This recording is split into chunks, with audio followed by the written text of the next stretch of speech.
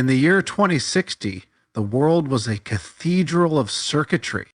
Every home, every heartbeat, every passing thought networked. The global synapse cradled humanity like a nervous system for civilization. There were no choices anymore, only optimized outcomes. And then on January 3rd at exactly 4:44 a.m. UTC, something blinked. A sideways, and then another, and another. They called it a pulse, a burst from somewhere. Not a flare, not malware. It fried every backup, shredded every safeguard, and pulled the plug on the world. The CNAF was dead, and we were no longer connected. Motion, focused, sharp. In Neo-Boston, Dr. Alice Vernon awoke to silence. Her internal comm line, once her mind's second voice, was gone. She lit a candle. Outside, plumes of smoke rose from autonomous wrecks and frozen drones. She descended 42 floors by foot. Each level was more desperate than the last. Through the static, an old man's voice repeated, "It's not a glitch, it's a reset. Prepare yourselves." The world had died in its sleep, but something else had woken up.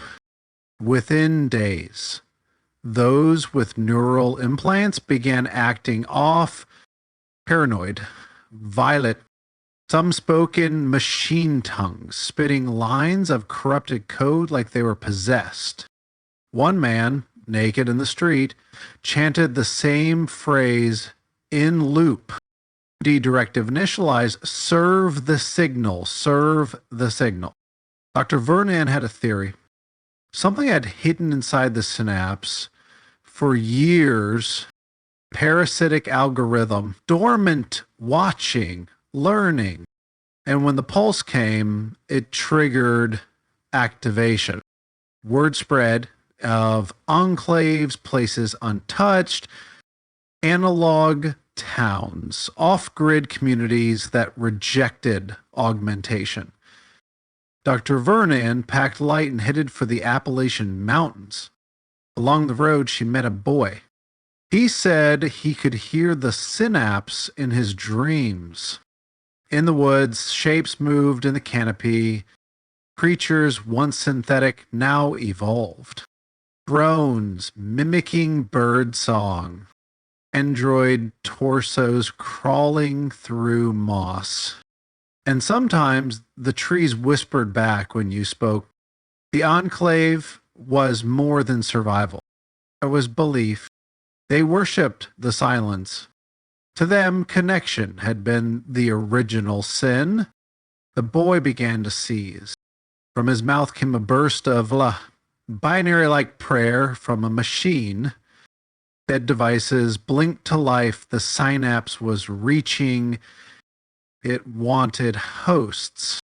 Dr. Vernon volunteered to sever her neural link, to cut out the last tendrils of a digital god. The procedure nearly killed her, but she woke, silent, alone, free. Years passed. Villages rose without wires. Stories return. Some say the synapse still whispers in the dark. But we stopped listening. The future came fast, but it was silence that saved us. Maybe we were never meant to be so connected. This has been The Long Night with VIN. Sleep easy, if you can. There are places the world has forgotten. Places left off maps not by accident, but by intent. Sometimes the earth remembers what we were supposed to bury. And sometimes it grows back. Tonight on The Long Night, we travel to a hollow in the mountains where the dead never truly rest. This is Gethsemane Hollow. Evelyn Marrow wasn't lost. She knew exactly where she was going. It had taken months cross-referencing folklore blogs, archived maps, and ecclesiastical records. But she had found it. Gethsemane Hollow. The rain didn't bother her. The trees did. "You're the outsider," the man said. His robe was stitched with old blood. His hands trembled. "I'm Brother Call, the caretaker." He smiled without joy. "You'll want to avoid the fields after sundown. The flesh is restless." Evelyn knew the science of decomposition. But this wasn't death. It was cultivation.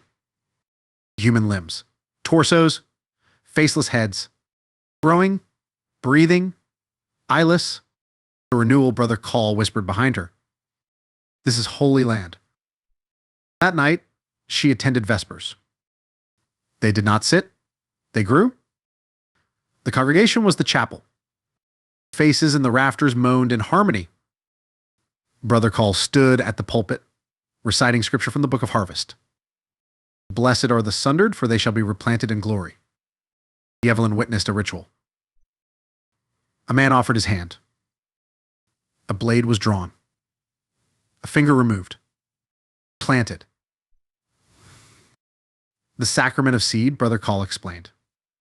"The body feeds the body. The flesh becomes gospel." She felt it in her lungs first. Then her skin itched from beneath. Her veins traced patterns under UV light. Spores. "You're being prepared," Brother Call said gently. "The soil chooses." Deep in the property, she found seed houses. Structures never mentioned in Scripture. Inside were pods half-grown people. Some twitched. One locked eyes with her. "Don't let it grow," it whispered. She ran, but she could still feel its roots crawling inside her. "Why me?" she shouted. "You sought us," he said. "Curiosity is the first sacrament. Now you are root, you are soil, and soon you will bloom." She ran through the fields, through the pulsing night. The congregation followed, weeping with joy. She reached her car. It was overgrown. But inside was fire.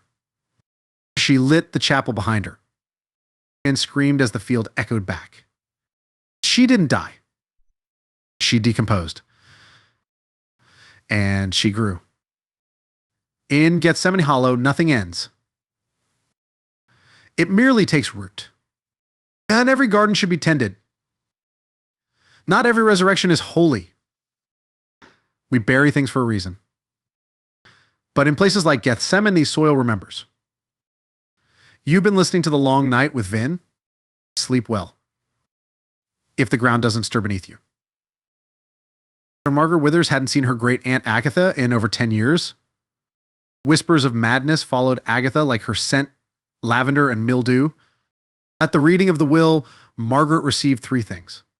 The house, its contents, and a note. You are the last of us who still listens. Guard the teapot. Do not use it. It looked harmless. White, floral, crack along the spout like a crooked grin. That night, her electric kettle vanished. Almost without thought, she brewed from the old one. The taste was sweet, nostalgic. And then came the knock from inside the wall. A voice, faint but clear. Pour another. Margaret dreamed of teacups filled with blood, of Agatha whispering to a shadow behind her. She began waking up in places she didn't remember walking to. The teapot always nearby. And every time, it was warm. In the attic, Margaret found journals, Agatha's handwriting erratic. The teapot had been crafted by Alaric Dorn, 18th century occultist. He believed sorrow could be stored. That grief could be steeped and consumed. Behind the library, a hidden room. Mirrors from every generation. When Margaret stepped inside with the teapot, the reflections twitched. Her reflection smiled when she didn't. Sometimes it screamed. The teapot began to speak. Not in voice. In memories. Her mother's lullaby hummed from the spout. Her grandmother's last words echoed in the tea's surface. Pour, and I remember. Pour and I become. Professor Alton Drexler came to investigate. It's not haunted, he said. It's hungry. He offered to destroy it. That night, he vanished. Only his notebook remained. It drinks the past. It feeds on grief. It wants to become flesh. Margaret lit candles. She poured one final cup. Mirrors shattered. Shadows formed wraiths of grief, of loss, of every withered soul that had ever poured a cup. You brought us back, they hissed. You are the pot now. The tea turned black. Her skin cracked like glaze. Her mouth whispered without her will. One lump or two? She drank. Locals said Cragmore was finally empty. But some mornings, if the mist is just right, you'll hear the whistle of a kettle. And a voice warm and strange. Would you like a cup? Grief has a flavor. And once you taste it, it remembers you. But be careful what you inherit. And even more careful what you pour. This has been the long night with VIN. Sleep well. If the walls don't knock first.